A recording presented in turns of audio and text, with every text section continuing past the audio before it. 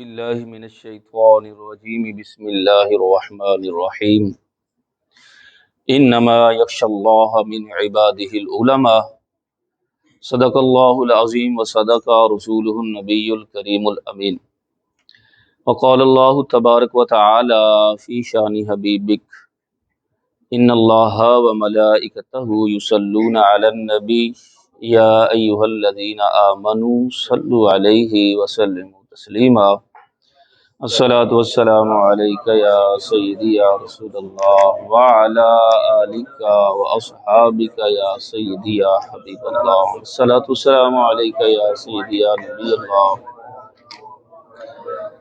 یا سیدی۔ آج کا ہمارا موضوع ذرا ہٹ کر ہے۔ پہلے عمومی طور پر ہم مسائل سنتے ہیں کہ غسل کا طریقہ کیا ہے، نماز کیسے پڑھنی چاہیے، عبادت کو بجا لانے کا طریقہ اور سلیقہ۔ یاد رکھیں،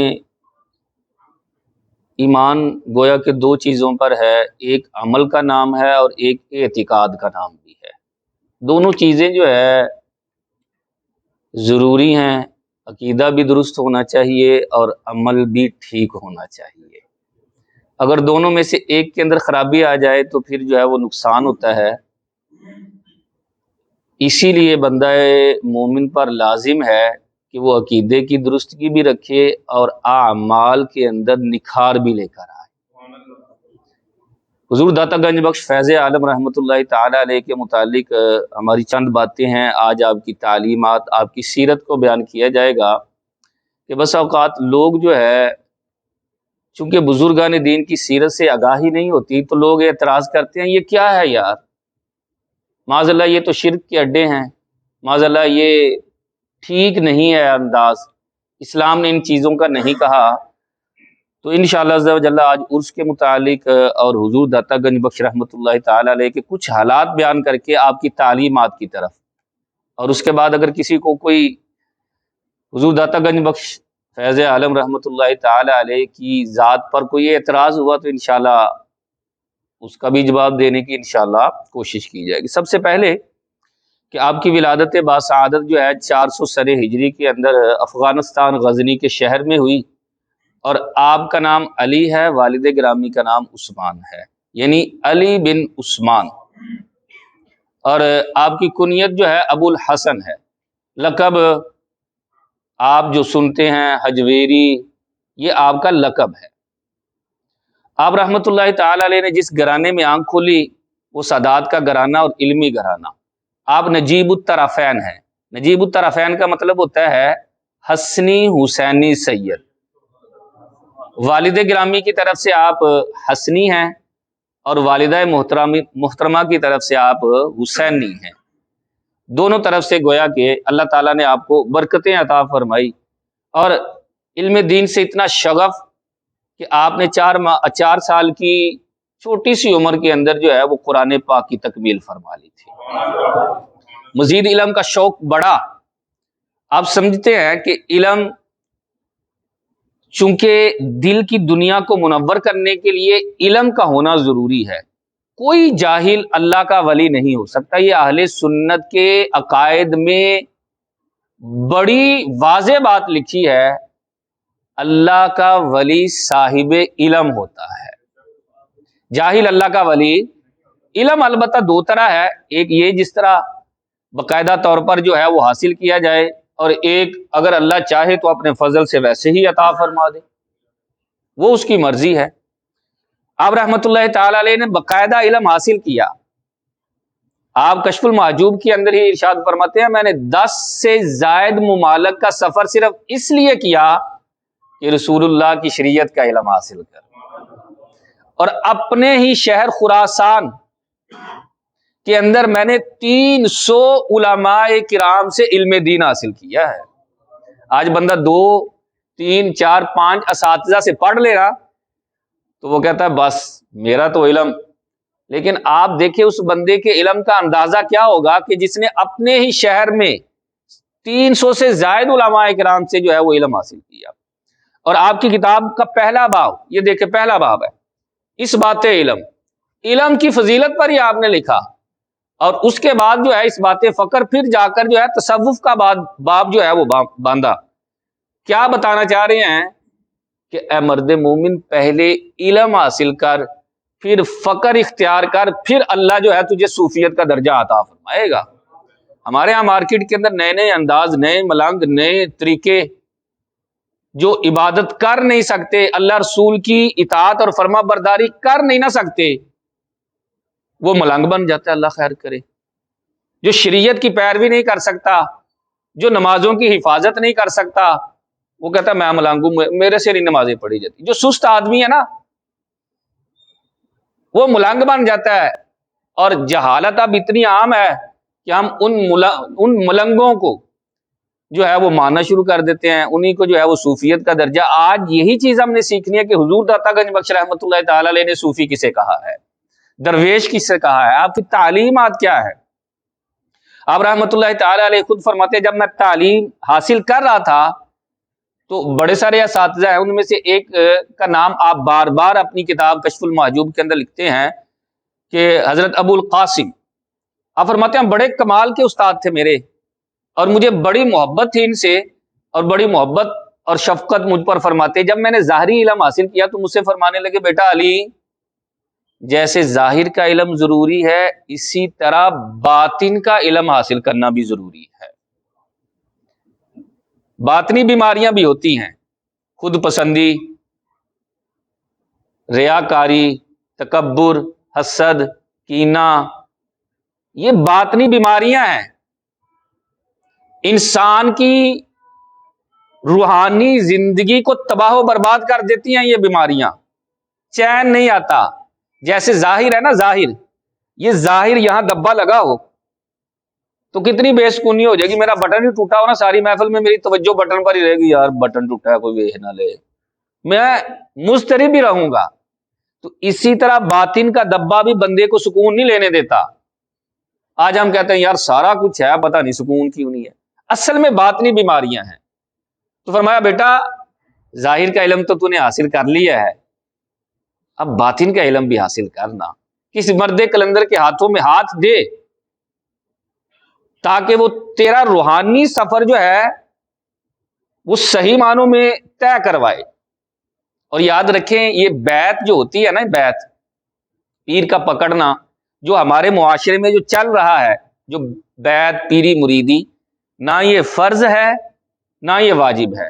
اگر کوئی پیر کا مرید نہیں ہوتا تو وہ گناہ گار نہیں ہے، اس نے کوئی گناہ نہیں کیا۔ یہ بیعت برکت ہے، بزرگوں سے نسبت، تاکہ ان کی برکتیں ملے، ان کی دعائیں ملیں، ہم ان کی زندگی کو دیکھ کر اپنی زندگی کو سنواریں، کیونکہ وہ رسول اللہ صلی اللہ تعالی علیہ وسلم کی زندگی کو دیکھ رہے ہوتے ہیں۔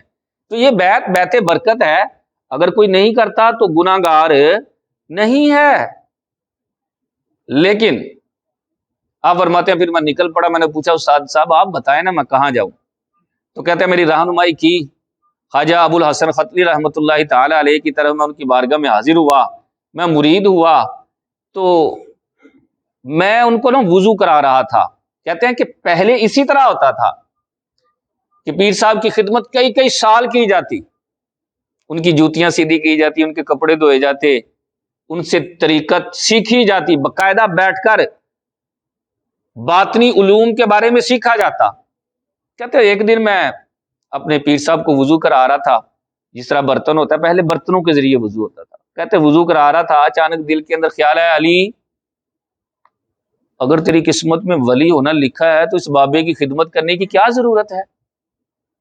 کیوں اتنی دیر سے جو ہے وہ بابے کی خدمت کر رہا ہے؟ اگر تیرے مقدر میں ہے تو تجھے مل کر رہے گا، اگر مقدر میں نہیں تو پھر نہیں ملے گا۔ کہتے خیال آیا تو پیر صاحب نے نا وضو کرتے کرتے ہاتھ پیچھے کھینچ لیا۔ میں نے کہا حضور وضو نہیں فرما رہے؟ کہا جب تو کھڑا ہوا تھا تو راسخ العقیدہ مرید تھا، اب تیرے دل کے اندر وسوسہ آ چکا ہے، جب تک وسوسہ دور نہیں کر لیتا وضو کرنے کا بھی حقدار نہیں۔ پیر تھا، حقیقت میں پیر۔ عرض کی حضور اگر آپ کو پتہ چل ہی گیا ہے دل کے اندر کیا وسوسہ آیا تو پھر آپ ارشاد فرمائے نا۔ فرمایا بیٹا علی دیکھ، اللہ نے صرف منزلیں ہی نہیں لکھی، اللہ نے راستے بھی لکھے ہوئے ہیں۔ تیرے مقدر میں لکھا ہے کہ تو ولی بنے گا اور شہنشاہ ولایت بنے گا، تیری ولایت کے ڈنکے اس کائنات عالم میں بجیں گے، لیکن اللہ نے یہ بھی تیرے مقدر میں لکھا ہے کہ تو میری خدمت کرے گا اللہ کا بندہ سمجھ کر، پھر اللہ تمہیں ولایت کا درجہ عطا فرمائے گا۔ اسی طرح ہوتا ہے کہ بندہ کسی بندے کی خدمت اللہ کا بندہ سمجھ کر کرتا ہے تو پھر اللہ اسے ولایت کا درجہ عطا فرماتا ہے۔ اور یہ کب کی بات ہے؟ آج سے تقریباً 1000 سال پہلے کی بات ہے، اور اسلام کو تقریباً 1450 سال ہونے والے ہیں، ابھی ہوئے نہیں ہیں۔ یعنی اسلام کے اس قریب تر زمانے کی بات ہے جو حسنی حسینی سید بھی ہے اور ماہر عالم دین بھی ہے، اور بڑا پاکیزہ صاف ستھرا زمانہ ہے وہ۔ اس زمانے میں بھی حضور داتا گنج بخش رحمت اللہ تعالی علیہ کو اگر پیر کی ضرورت ہو سکتی ہے تو ہم جیسوں کو تو بدرجہ اولا ضرورت ہے نا۔ لیکن پھر مسئلہ وہی ہے، مسئلہ یاد رکھیے گا کہ یہ بیعت برکت ہے، بزرگوں سے نسبت، اس نسبت کا فائدہ انشاءاللہ قیامت کے دن ہوگا۔ دنیا میں بھی اللہ بسا اوقات ظاہر فرما دیتا ہے، لیکن پیر پکڑنے کا اصل مقصود جو ہونا چاہیے وہ آخرت میں فائدہ اور دین کے اعتبار سے بہتری ہے۔ ہمارا تو پیر پکڑنے کا مطلب یہ ہوتا ہے دعا کرو پیر صاحب کے جڑی دکان چلن لگ پہ، گھر بہتر ہو جائے، بچے بیمار نے شفا مل جائے، یہ ہرگز مطلب نہیں ہے، یہ غلط چیز ہے۔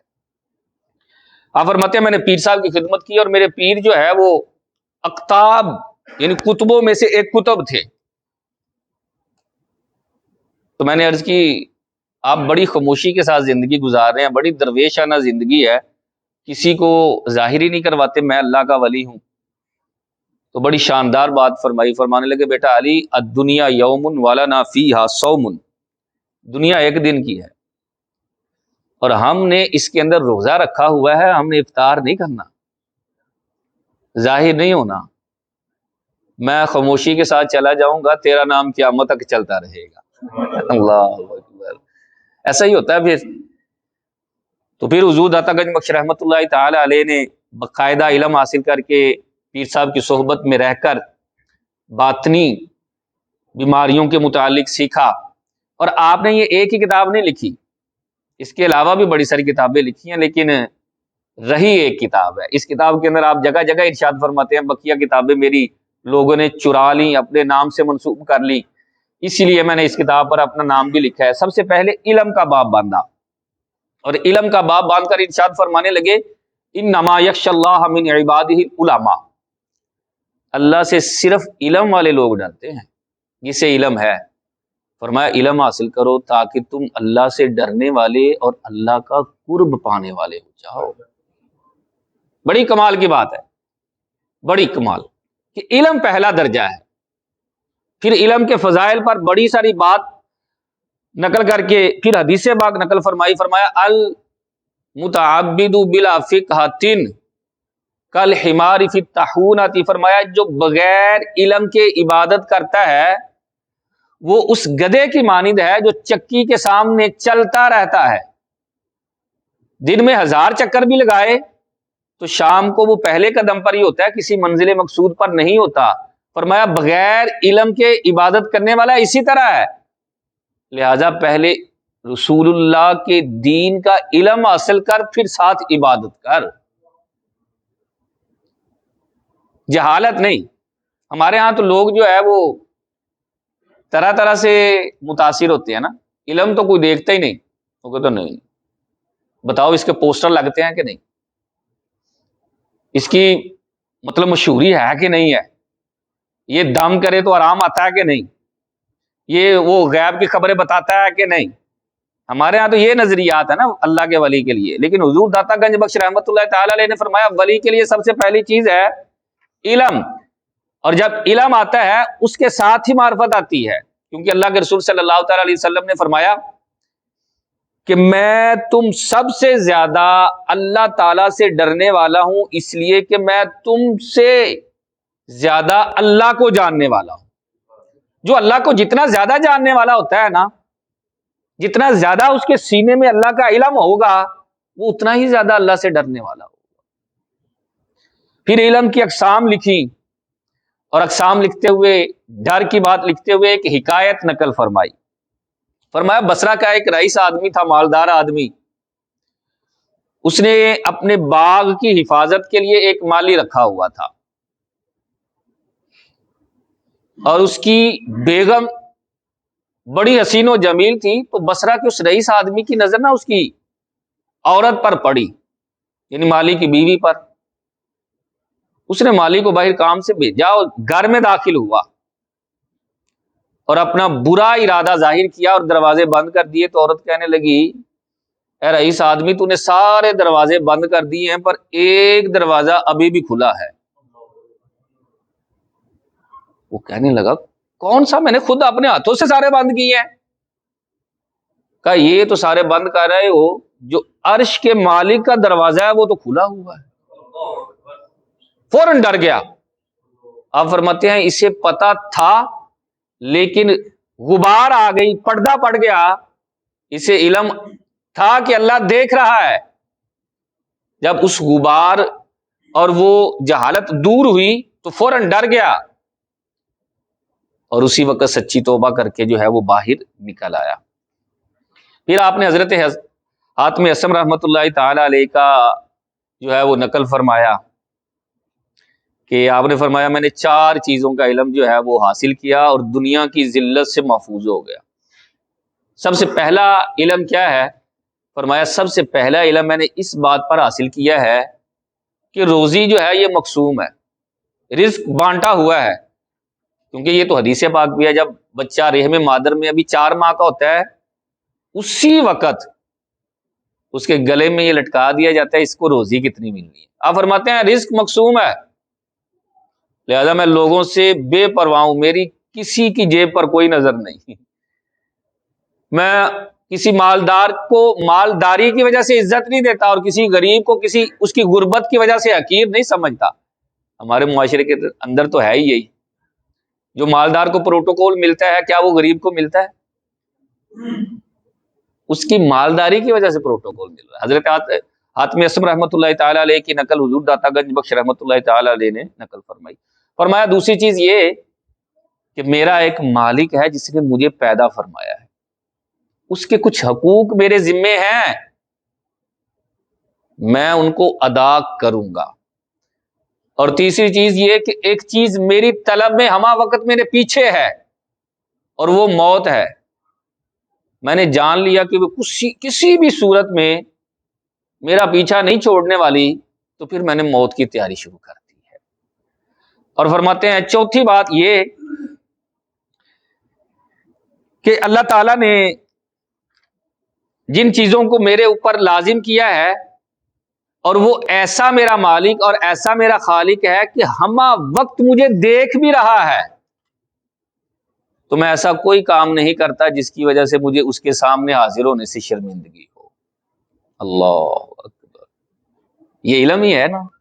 اگر یہ آ جائے تو بندہ کیا فلم میں دیکھے گا کہ اللہ دیکھ رہا ہے، ڈرامے دیکھے گا، بے حیائی والی کوئی بات سنے گا یا دیکھے گا؟ نہیں نہ دیکھے گا، پتہ ہے یار اللہ دیکھ رہا ہے اور میں کیا دیکھ رہا ہوں۔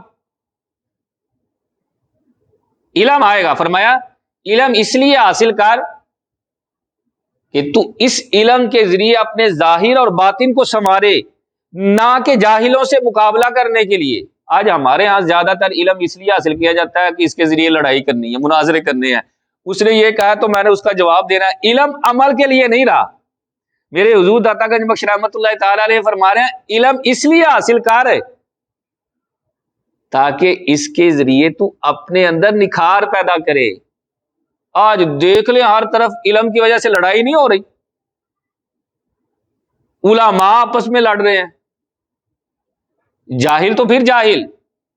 ہاں یاد رکھیں مناظرہ اگر حق کو ظاہر کرنے کے لیے ہو تو یہ اچھی بات ہے، جائز ہے، لیکن بات یہ کر رہا ہوں کہ مناظرے کے اندر ہی سب کچھ ہے، مناظرے کے علاوہ نہیں ہے، عمل بھی تو ہے نا یار۔ علم اس لیے حاصل کرنا چاہیے کہ اپنا عمل جو ہے اس کے اندر بہتری آئے۔ آپ پھر مزید نقل فرماتے ہیں کہ حضرت با یزید بستامی رحمۃ اللہ تعالی علیہ نے فرمایا میں نے 30 سال مجاہدہ کیا ہے، عبادت کی، ریاضت کی، لیکن سب سے مشکل کام میں نے یہ دیکھا ہے کہ جو اللہ نے علم عطا فرمایا ہے نا اس پر عمل کرنا ہے، یہ مشکل کام ہے کہ نہیں مشکل؟ اب مجھے پتا تو ہے 5 نمازیں فرض ہیں، سستی ہو جاتی ہے، مجھے پتا تو ہے اللہ دیکھ رہا ہے، پھر بھی میں گناہوں میں چلا جاتا ہوں۔ آپ فرماتے ہیں کہ 30 سال میں نے مجاہدہ کیا ہے، لیکن سب سے مشکل کام یہ ہے کہ اپنے علم پر عمل کرنا۔ لوگوں کے لیے آگ پر چلنا آسان ہے، پر علم پر عمل کرنا ان کے لیے مشکل ہے۔ اس کے بعد جو ہے اس بات کے فقر کا باب باندھا۔ آپ فرماتے ہیں کہ درویش کے لیے سب سے بڑی چیز جو ہے وہ فقر ہے، وہ فقیری کو اختیار کرے، امیری کی طرف نظریں نہ جمائے۔ اور پھر مزید آقا کریم علیہ الصلوۃ والسلام کی حدیث نقل فرماتے ہیں دیکھنا اے طالب حق، اے اللہ کو پانے والے، توجہ کر کے محبوب نے کن الفاظ کے ساتھ دعا مانگی، اس دعا کو نقل فرمایا، اللہم احیینی، اے اللہ تو مجھے زندہ رکھ، مسکینن، اس حال کہ میں مسکین ہوں، وَأَمِتْنِی مسکینن، اور تو مجھے مسکینی کی حالت میں ہی موت دینا، اللہ اکبر، وَاحْشُرْنِی فِی زُمْرَةِ الْمَسَاکِین، اور قیامت کے دن مجھے مسکینوں کے گروہ میں ہی اٹھانا۔ فقیر اور ہوتا ہے، مسکین اور ہوتا ہے۔ فقیر وہ ہوتا ہے جس کے پاس کھانے کے لیے کچھ نہ کچھ ہو، مسکین وہ ہوتا ہے جس کے پاس کھانے کے لیے ایک وقت کا کھانا ہے، دوسرے ٹائم کا پتہ ہی نہیں ملنا ہے کہ نہیں ملنا۔ فرمایا دیکھ محبوب کی فقیری کے ساتھ کتنی محبت ہے، اور مساکین کے ساتھ کتنی لگاؤ اور محبت، اور آقا کریم علیہ الصلوۃ والسلام ان لوگوں کو کتنا پسند کرتے ہیں۔ اور پھر آپ فرماتے ہیں درویش جتنا تنگ حال ہوتا جائے گا اس کا اپنا حال اتنا ہی زیادہ کشادہ ہوتا جائے گا، جتنی زیادہ دنیا سے نفرت کرے گا اس کی اپنی حالت اتنی ہی زیادہ کشادہ ہوگی، گویا کہ وہ اللہ کے اتنا ہی زیادہ قریب ہوتا جائے گا۔ اللہ اکبر۔ پھر حدیث پاک نقل فرماتے ہیں نبی کریم صلی اللہ تعالی علیہ وسلم نے ارشاد فرمایا الفقر عز لأہلہ، فقیری جو ہے یہ فقر والوں کے لیے بڑا عزت اور مرتبے کا مقام ہے۔ دیکھیں نا، آپ سمجھیں کہ نبی کریم صلی اللہ تعالی علیہ وسلم نے فرمایا الفقر فخری، فقر جو ہے یہ میرا فخر ہے۔ جس پر سرکار فخر فرما رہے ہیں وہ کیا نعمت ہوگی یار، کیا کمال کی چیز ہے۔ ہمارے ہاں تو مجھے نہیں یاد پڑتا کہ کسی نے آج تک مجھے کہا ہو یار علامہ صاحب ذرا دعا کر دو اللہ فقیری دی دولت عطا، دعا کرو نا حالات ٹھیک ہو جائیں، 4 پیسے آ جائیں، کوئی لک سیدھا ہو جائے۔ فقیری سے سب کو ڈر لگتا ہے، لیکن فقیری ہے نعمت۔ اب فقیری یہاں یہ نہ سمجھ لیجئے گا کہ مال کی کمی ہی فقیری مراد ہے، آگے آپ نے باقاعدہ تعریف فرمائی ہے کہ فقیر کہتے کسے ہیں، امیر کسے کہتے ہیں، غریب کسے کہتے ہیں، باقاعدہ تعریف فرمائی۔ آپ فرماتے ہیں فقیر وہ نہیں ہے جو مال و متاع سے خالی ہو، یعنی جس کے پاس پیسہ نہیں، آپ اسے فقیر، ہم تو اسے فقیر سمجھیں گے نا جس کے پاس پیسہ نہیں ہے۔ حضور داتا گنج بخش رحمۃ اللہ تعالی علیہ نے نقل فرمایا کہ فقیر وہ نہیں ہے جس کے پاس مال و متاع نہیں، فقیر وہ ہے جس کا دل اللہ کی یاد سے خالی ہے، وہ فقیر ہے۔ فرمایا جس کا دل ہی اللہ کی یاد سے خالی ہے نا وہ کیا ہے، فقیر ہے۔ جو دم غافل سو دم کافر، صوفیہ کرام فرماتے ہیں جڑا غفلت نہ لے وہ بندہ پھر غافل کافر ہے۔ حضرت شیخ شبلی رحمۃ اللہ تعالی علیہ کا قول بھی نقل فرمایا فقیر تو وہ ہوتا ہے جو اللہ کے علاوہ کسی چیز میں بھی آرام نہیں پاتا، اسے سکون صرف اللہ کی یاد میں ہی ملتا ہے۔ پھر فرمایا، آپ نے ہی نقل فرمایا حضور داتا گنج بخش رحمۃ اللہ تعالی علیہ نے کہ امیری افضل ہے یا فقیری، کمال کی بات ہے، بڑی مطلب صوفیہ کرام صوفیہ ہوتے ہیں، بڑی کمال کی بات کہ امیری افضل ہے یا فقیری؟ آپ نے فرمایا بعض درویش نہ کہتے ہیں کہ فقیری افضل ہے، کہ سرکار نے اسے پسند فرمایا ہے، اور بعض درویش کہتے ہیں امیری افضل ہے۔ بھائی امیری کیوں افضل ہے؟ کہا جس کے پاس مال ہوگا قیامت کے دن اس سے حساب کتاب ہوگا، اور حساب لینے والا رب ہوگا۔ ٹھیک ہے اگرچہ عتاب کے ساتھ ہی حساب لے رہا ہے، سختی کے ساتھ حساب لے رہا ہے، لیکن یار کا گفتگو کرنا بھی تو کمال ہے نا۔ اللہ اکبر اللہ اکبر، گفتگو تو فرما رہا ہے۔ اللہ اکبر یا رسول اللہ، ہے نا؟ مطلب کہ اللہ گفتگو تو کرے گا، پوچھے گا تو صحیح نا کیوں مال کمایا۔ ٹھیک ہے اگرچہ سختی کے ساتھ پوچھے گا لیکن اس کا پوچھنا بھی تو ہے نا۔ اسی سے ملتی جلتی بات مجھے یاد آئی، فوائد الفواد کے اندر حضرت نظام الدین اولیاء رحمۃ اللہ تعالی علیہ کے بارے میں نقل ہے کہ قیامت کے دن اللہ اولیاء کرام سے فرمائے گا جاؤ جنت میں چلے جاؤ، وہ جنت میں جائیں گے نہیں۔ فرشتے کہیں گے تمہیں حکم ہوا ہے جنت میں جاؤ، تو وہ آگے سے پتہ کیا جواب دیں گے؟ ہم نے جنت کے لیے عبادت کی تھی، ہم نے نماز جنت کے لیے پڑھی، روزے جنت کے لیے رکھے، ہمارا ہاں تو پہلا سوال ہی جنت کا ہوتا نا۔ اللہ کے نیک بندوں کی بات کرو کہ جنت کے لیے کیا تھا، نا ہم نے جس کے لیے کیا نا ہم نے اس کو پانا ہے، ہم نے اللہ کے لیے کیا ہے، ہم نے اللہ کے پاس ہی جانا ہے، جنت میں نہیں جانا۔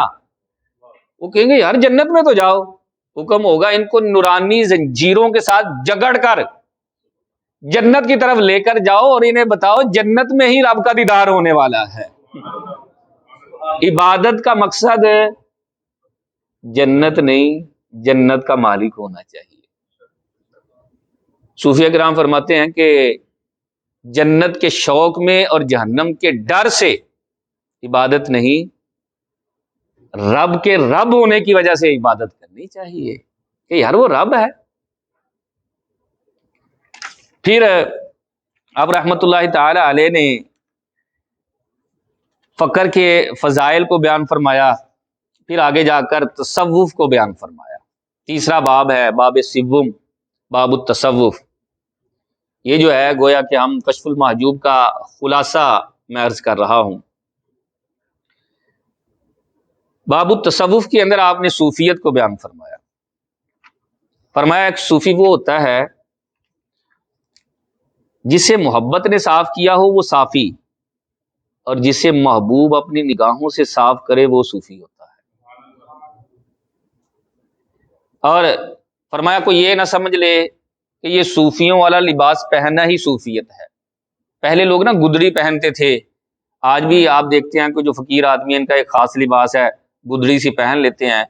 آپ فرماتے ہیں خبردار ہرگز کوئی یہ نہ سمجھ لے کہ فقیری لباس کے اندر ہے، نہیں فرمایا اس کو نہ سمجھنا۔ فرمایا فقیری محمد عربی کے اسوہ حسنہ کو اپنا کر چلنے کا نام فقیری ہے۔ یہ داتا صاحب کہہ رہے ہیں۔ بھائی ہم نے تو پتہ نہیں کیا، وہ جہاں داتا صاحب کے مزار کے ارد گرد جو لوگ بانگ اور چرس کے سوٹے لگا رہے ہوتے ہیں، ہم شاید ان کو فقیر سمجھ رہے ہوتے ہیں، اور جو ڈھول بجا رہے ہوتے ہیں، جو دمال ڈال رہے ہوتے ہیں، شاید ہم انہیں فقیر سمجھ رہے ہوتے ہیں۔ ایسا نہیں ہے، یہ داتا صاحب کی تعلیمات عرض کر رہا ہوں۔ عرس کا مطلب ہی اہل سنت کے نزدیک پتہ کیا ہے کہ بزرگوں کے جب یوم وصال آئے، بزرگوں کا جب یوم وصال آئے اس دن خصوصی طور پر انہیں ایصال ثواب کرنا اور ان کی سیرت کو پڑھ کر اس کے مطابق زندگی گزارنے کی کوشش کرنا، اس کا نام عرس ہے۔ ایصال ثواب کہا ہے نا، ایصال ثواب کرنا، تو اس سے دو نظریے ہمارے حل ہو گئے۔ ایک وہ لوگ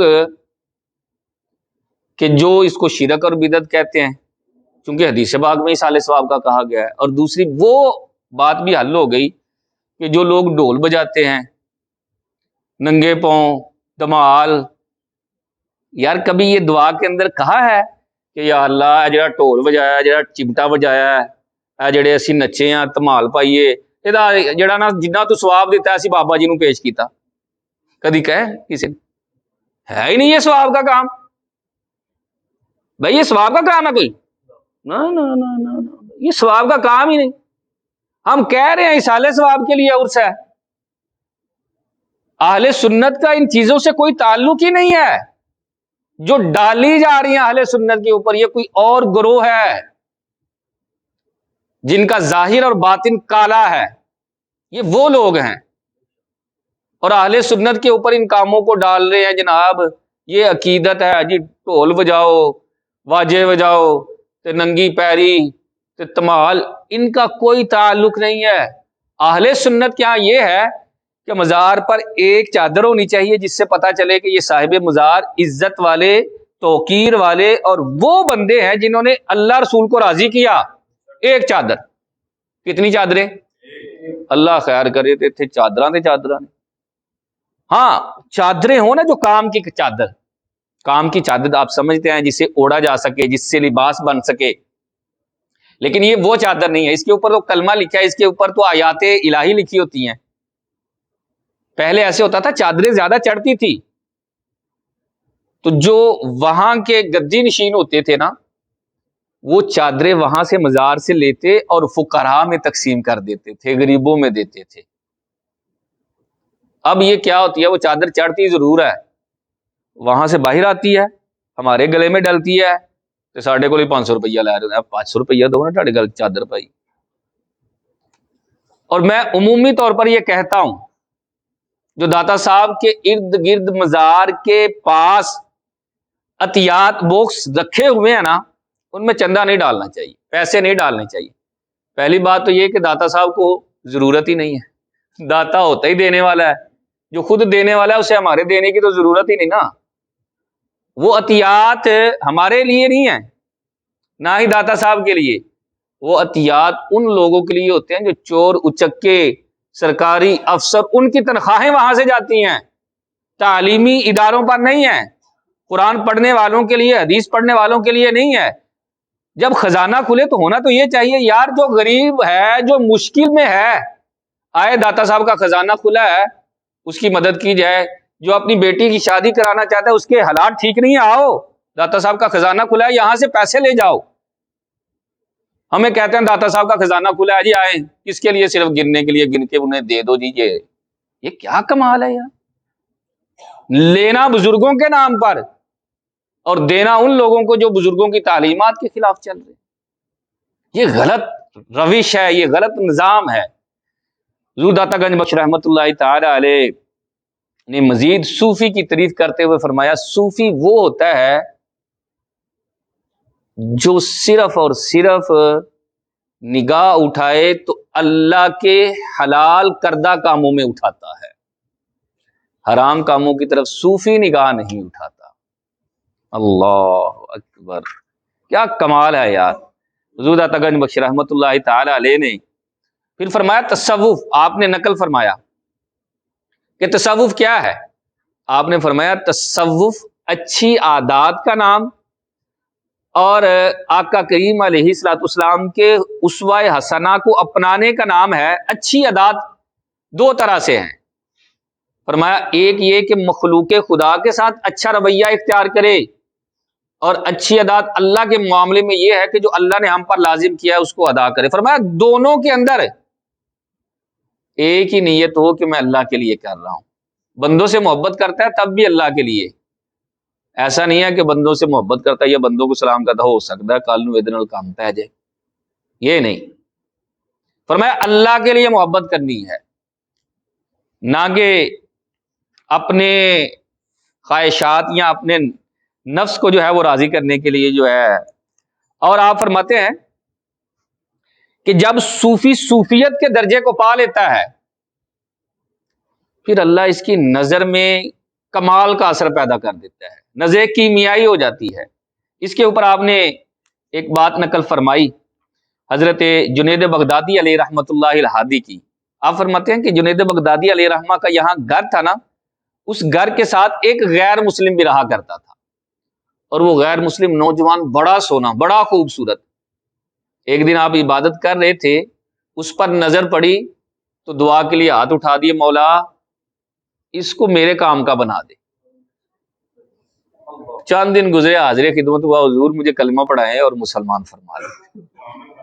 بزرگوں کی پھر جب صوفی صوفیت پر عمل کر لیتا ہے نا، پھر نظر میں تاثیر یعنی ایسی کمال کی آ جاتی ہے کہ جس پر نگاہ ڈالے پھر اللہ اسے جو ہے وہ ولایت کے درجے بھی عطا فرماتا ہے۔ آپ نے ملتان کی طرف ایک سٹیشن ہے ملا عبد الحکیم، یہ بہت بڑے عالم دین ہے، آج بھی سٹیشن ہے لیکن آباد کم ہے۔ یہ ملتان کی طرف کے بزرگ تھے، کمال درجے کے صوفی بزرگ۔ آپ اسٹیشن پر بیٹھے تھے، مرید بھی ساتھ تھا، تو سکھ نا آپ کے سامنے سے گزرا تھا اور بڑا خوبصورت بڑا سونا سکھ۔ مرید کہنے لگا حضرت آپ کے ہوتے ہوئے اتنا خوبصورت سکھ بھی جہنم میں جائے گا؟ آپ نے ایسے نگاہ اٹھائی، اسے دیکھا ہی تھا کہ فوراً قدموں میں گرا اور کلمہ پڑھ کر مسلمان ہو گئے۔ یہاں تک کہ عدالت میں جا کر سکھوں کی کمیونٹی نے پرچہ جو ہے اپنا دعویٰ جو ہے دائر کر دیا کہ اس بابے نے ہمارے بچوں پر پتہ نہیں کیا کر دیا، اس بچے پر۔ باقاعدہ عدالت نے ملا عبد الحکیم کو نا عدالت میں بلایا، کہا بابا عدالت میں آنا، تیرے خلاف دعویٰ آیا ہے۔ آئے، بات چیت ہو رہی تھی، آپ کٹہرے میں کھڑے ہوئے تو کہنے لگے جی کیا بات ہے، کیوں بلایا؟ کہا جی انہوں نے دعویٰ کیا ہے آپ نے ان کے بچے کو پتہ نہیں کیا کر دیا ہے، جبرن اسلام قبول کرایا ہے۔ آپ نے ایسے نگاہ اٹھائی، فرمایا ایسا تو نہیں ہے، میں نے تو صرف اتنا ہی کہا تھا کہ کلمہ پڑھ لے، اور میں انہیں بھی کہہ رہا ہوں کہ کلمہ پڑھ لو، اللہ تمہیں جو ہے وہ ہدایت دے گا اور محمد عربی کی غلامی دے گا۔ روایت میں ہے، تاریخ بیان کرتی ہے، جب دوسرے سکھوں کی طرف ایسا اشارہ کیا ساروں نے کلمہ پڑھ کر جو ہے اسلام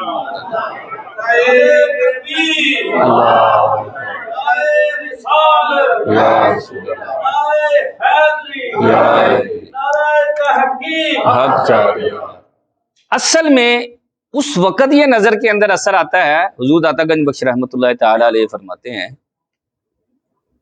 کہ جب بندہ صوفیت کے درجے پر فائز ہوتا ہے، آپ پھر فرماتے ہیں یار خود پسندی سے اپنے آپ کو بچا لو۔ یہ خود پسندی یہ روحانی ایک بیماری ہے۔ عمومی طور پر آپ کو پتا ہو کہ خود پسندی یہ ہے کہ یار مجھے دیکھو، مجھے پہچانو، میں بھی ہوں، اور کوئی میری بھی سن لو۔ آپ جائیں اور پروٹوکول نہ ملے، آپ کے دل میں جو ملال آتا ہے نا، یار کوئی وقت ہی نہیں نہ دیا، یہ ہوتی ہے خود پسندی۔ اور یہ کتنی بڑی آفت ہے۔ مدینے کے تاجدار صلی اللہ تعالی علیہ وسلم نے فرمایا ایک لمحہ کی خود پسندی 70 سال کی عبادت کو ضائع کر دیتی ہے۔ بڑا مشکل کام ہے۔ حضور داتا گنج بخش رحمۃ اللہ تعالی علیہ فرماتے ہیں یار خود پسندی سے اپنے آپ کو بچا لو، اور اس پر دلیل نقل فرماتے ہیں حضرت عثمان غنی کی۔ کہتے ہیں حضرت عثمان غنی امیر المؤمنین تھے، باغ میں گئے اور خود اپنے ہی ہاتھوں سے جا کر لکڑیاں توڑنا شروع کی، گٹھا باندھا اور سر پر رکھا اور گھر کی طرف چل پڑے۔ لوگوں نے کہا حضرت یہ کیا کر رہے ہیں، آپ مسلمانوں کے امیر المؤمنین ہیں،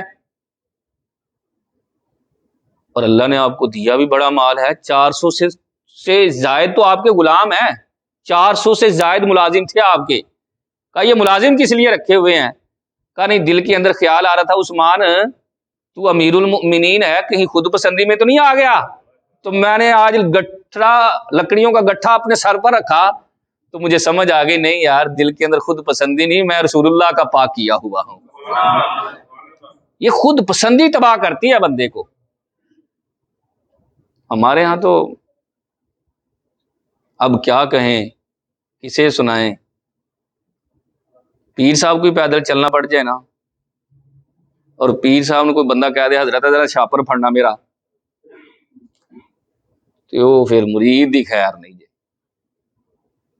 او مریدی دی ساخ چو گیا کہ پیر صاحب نے کہہ دیتے چھاپر پھاڑ، تیری متوجہ ہے، تینوں ادب ادا بھی نہیں ہے، وہ تو گیا بھی کام تو۔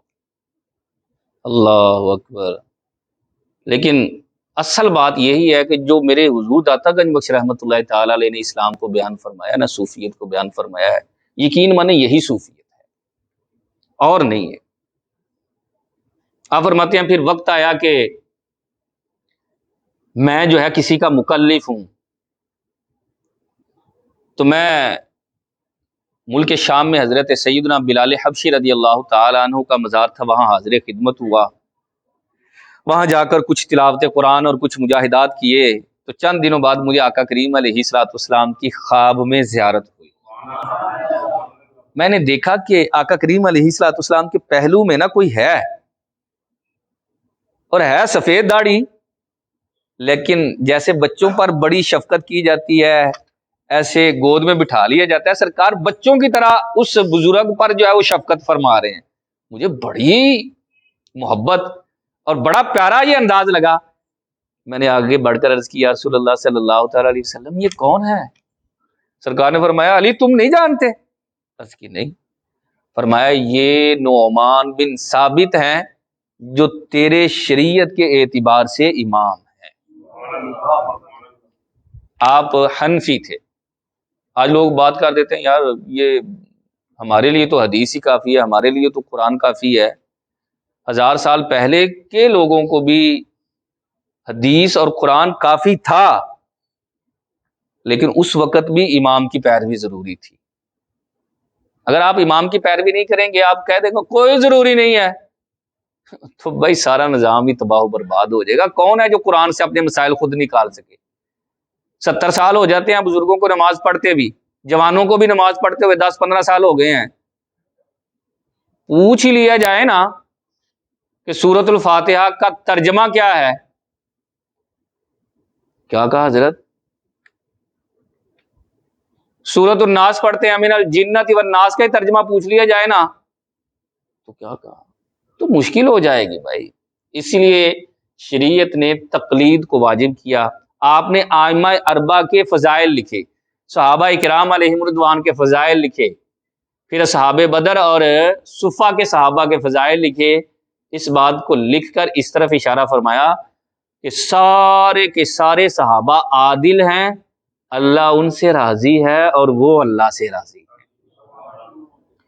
اور میرے امام نے تو، امام اہل سنت امام محمد رضا خان نے بڑی کمال کی بات کی، اور فرمایا یار تم نیک عمل کرو، تمہیں مشاجرات صحابہ میں پڑھنے کی کیا ضرورت ہے؟ صحابہ کی جو آپس میں کوئی لڑائی ہو بھی گئی ہو، تمہیں پڑھنے کی ضرورت ہی نہیں، تم کیوں ان چکروں میں ہو؟ مشاجرات صحابہ میں پڑھنا حرام، چھوڑ دو ان کو، اپنے اندر نکھار پیدا کرو اور اپنے عمل کو درست کرو، نہ کہ صحابہ کے بارے میں جو ہے وہ غلط کہتے رہو۔ آج ایک طبقہ اٹھ پڑا ہے، نئے لوگ، نئی فکر، نئی سوچیں اٹھ پڑی ہیں جناب، وہ صحابی ٹھیک نہیں تو یہ ٹھیک تھا، تو یہ غلط ہے یہ صحیح ہے۔ یا کمال کی بات ہے، ایک طرف تو صحابی کہہ رہا ہے اور دوسری طرف تو غلط بھی کہہ رہا ہے۔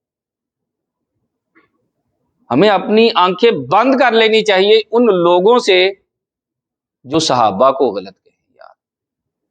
اللہ رب العزت نے فرمایا وَكُلًّا وَعَدَ اللَّهُ الْحُسْنَى، میں کسی طریق کی کتاب کو نہیں مانتا، کسی دوسری کتابوں کو نہیں مانتا، میں قرآن کو سب سے زیادہ مانتا ہوں۔ میرے رب نے فرمایا کہ تمام کے تمام صحابہ کے ساتھ میں نے جنت کا وعدہ کر لیا، تو اب پیچھے کیا رہ گیا یار؟ پیچھے کچھ نہیں رہا۔ لہذا پھر جو ہے آپ نے فرمایا کہ یار توبہ کرو، جہاں تک جتنی جلدی ہو توبہ کرو، اور فرمایا توبہ کرنا اور کرتے رہنا یہ نیکی کی علامت ہے، بندے کے نیک ہونے کی علامت ہے۔ حدیث پاک نقل فرمایا اللہ جس کے ساتھ نیکی کا ارادہ کرتا ہے، بلائی کا ارادہ کرتا ہے، اس پر اس کے عیبوں کو ظاہر فرما دیتا ہے۔ اس کو پتہ چلتا ہے یار میں گناہ گار ہوں، اور جو خود کو کہنا میں بڑا نیکوکار ہوں، وہ ذرا آزمائش ہے۔ باقاعدہ روایت نقل کی حضرت امام جعفر صادق رضی اللہ تعالیٰ، یہ بڑے صوفی بزرگ آئمہ میں سے ہیں، آئمہ اہل بیت میں سے ایک امام ہے امام جعفر صادق رضی اللہ تعالیٰ عنہ۔ آپ اپنے مریدین کے ساتھ بیٹھے تھے اور ہاتھوں میں ہاتھ لے کر کہنے لگے یار تم بھی میرے ساتھ وعدہ کرو، میں بھی تمہارے ساتھ وعدہ کرتا ہوں، اگر اللہ نے قیامت کے دن کوئی تمہیں یا مجھے عزت عطا فرمائی، کوئی درجہ دیا، تو میں تمہاری شفاعت کروں گا، اگر تمہیں درجہ ملا تو تم میری شفاعت کرنا۔ حضرت کیا کمال کی بات کر رہے ہیں آپ، ہماری کریں یہ تو سمجھ میں آتی ہے، لیکن ہم آپ کی کریں۔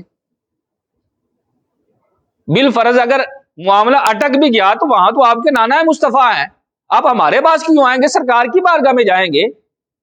آپ نے بڑا کمال کا جواب دیا، فرمایا یار مجھے نا میرے عمل ایسے ہیں کہ مجھے رسول اللہ کی بارگاہ میں جاتے ہوئے شرمندگی ہوگی، اس لیے میں تم سے کہہ رہا ہوں۔ تو پھر ساتھ ہی حدیث پاک نقل کی کہ جس سے اللہ بلائی کا ارادہ کرتا ہے اس کے عیوب اس پر مطلع کرتا ہے، وہ اپنے آپ کو نیکوکار نہیں سمجھتا، وہ اپنے آپ کو گناہگار سمجھ رہا ہوتا ہے۔ اور جو کہنا کہ سرکار کی حدیث پاک بھی ہے کہ من قال انا عالم فهو جاہل، فرمایا جو کہنا میں علم والا ہوں، فرمایا وہ جاہل ہے۔ عاجزی اور فرمایا نیکی کی علامت۔ پھر حضرت حبیب عجمی رحمۃ اللہ تعالی علیہ کی توبہ کا آپ نے حضور داتا گنج بخش رحمۃ اللہ تعالی علیہ نے واقعہ نقل فرمایا، فرمایا توبہ سے پہلے آپ کے معاملات کچھ اچھے نہیں تھے، سود کا کاروبار کرتے تھے، بہت زیادہ مطلب معاملات آگے پیچھے تھے۔ ایک مرتبہ آپ ایک سودی کاروبار کی وجہ سے کسی سے پیسے لینے گئے، ڈانٹا اور جبرن کچھ پیسے لے کر آئے، تو اس سے گوشت لا کر گھر والی کو دیا کہ پکاؤ، تو جب گھر والی نے گوشت پکانے کے لیے چولہے پر رکھا تو وہ گوشت خون کے اندر تبدیل ہو گیا۔ تو کہنے لگی حبیب آؤ نا ذرا دیکھ لو تمہارے کاموں کا انجام کیا ہے، رو پڑے۔ اور اسی وقت حضرت حسن بصری رحمۃ اللہ تعالی علیہ کی مجلس کی طرف چل پڑے۔ کہتے میں جا رہا تھا تو بچے راستے میں کھیل رہے تھے، کہنے لگے دیکھو پیچھے ہو جاؤ، پیچھے یہ حبیب اجمی آ رہا ہے، یہ اتنا گناہگار ہے کہ کہیں اس کے پاؤں سے مٹی اڑ کر ہمارے اوپر نہ پڑ جائے، پیچھے ہو جاؤ۔ کہتے میں وہاں گیا تو آگے جا کر دیکھا تو ساری مجلس فل تھی، جوتیوں پر بیٹھنے کی جگہ تھی، میں وہیں بیٹھ گیا، سر جھکا کر روتا رہا، شرمندگی کا اظہار کرتا رہا۔ سارے لوگ اٹھ کر چلے گئے، میں وہیں بیٹھا تھا۔ حضرت حسن بصری اٹھے اور میرے پاس آئے، کہا حبیب اجمی خیر ہے آج میری مجلس میں؟ حضرت مجھے بتائیں کیا اللہ گناہ گاروں کی توبہ کو قبول کر لیتا ہے؟ کہتے اتنے لفظ کہے تو مجھے سینے سے لگایا، کہا اللہ تو بڑا تواب الرحیم ہے، توبہ کو قبول بھی کرتا ہے اور رحم بھی فرماتا ہے۔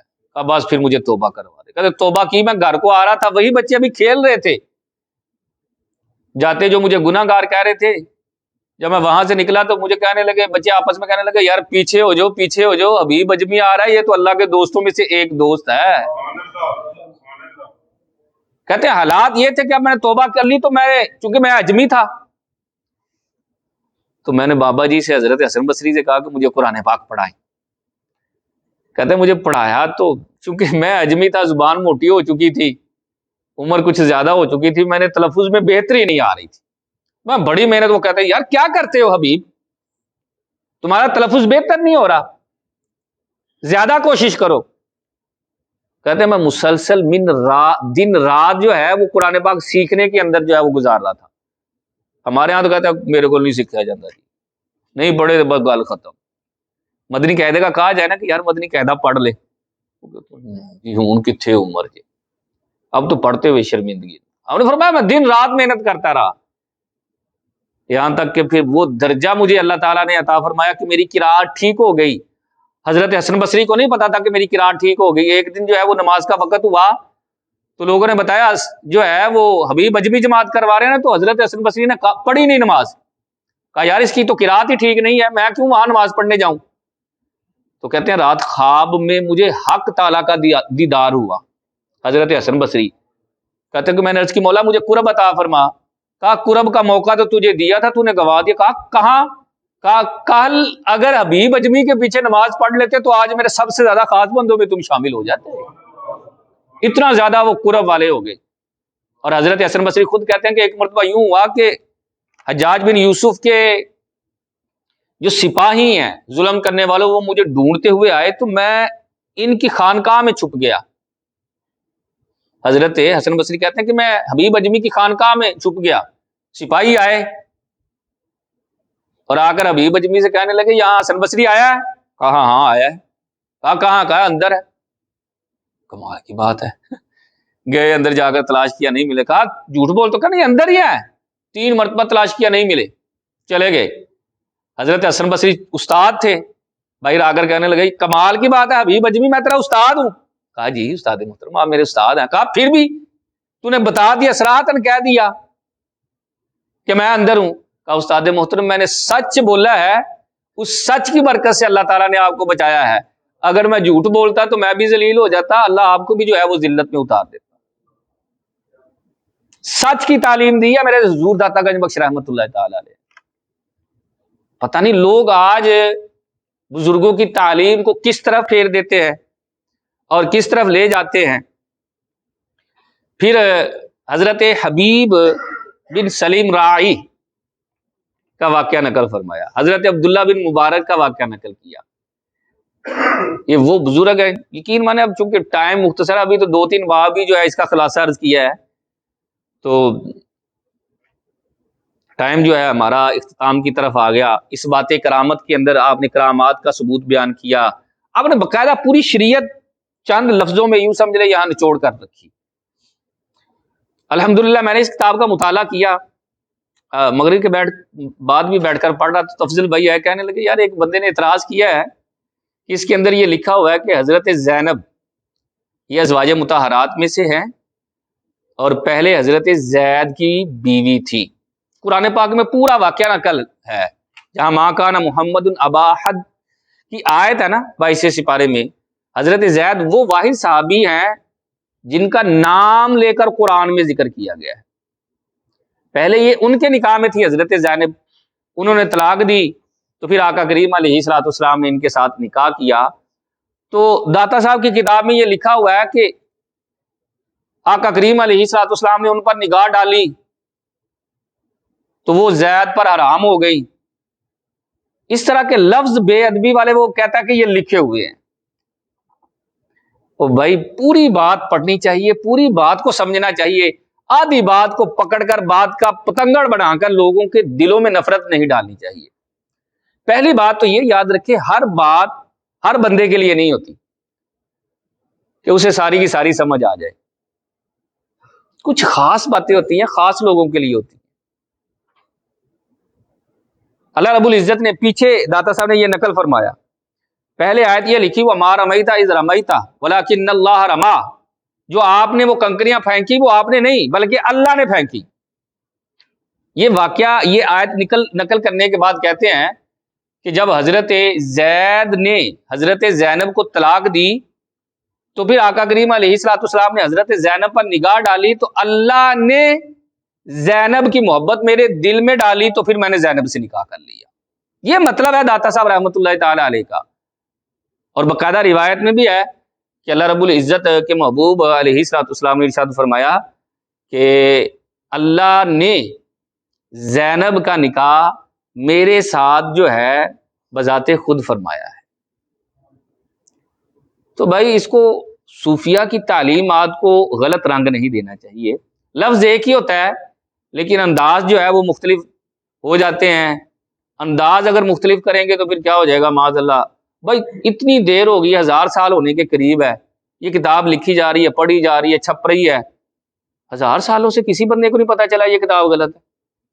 آج تو نواں پیدا ہو گیا، تینوں ہی پتا لگا دے یہ غلطیاں، پہلے کوئی علماء نہیں تھے، پہلے سارے جاہل ہی ہیں۔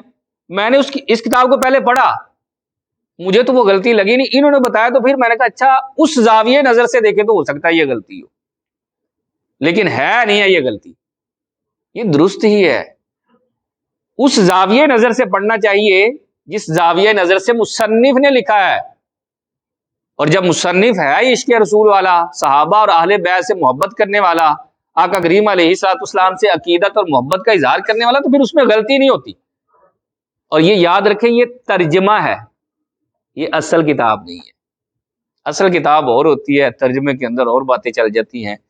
اللہ تعالی ہم سب کو قرآن و سنت کا فہم عطا فرمائے۔ آپ کچھ پوچھنا چاہیں داتا صاحب رحمۃ اللہ تعالی علیہ، یا اس کے علاوہ کچھ اور؟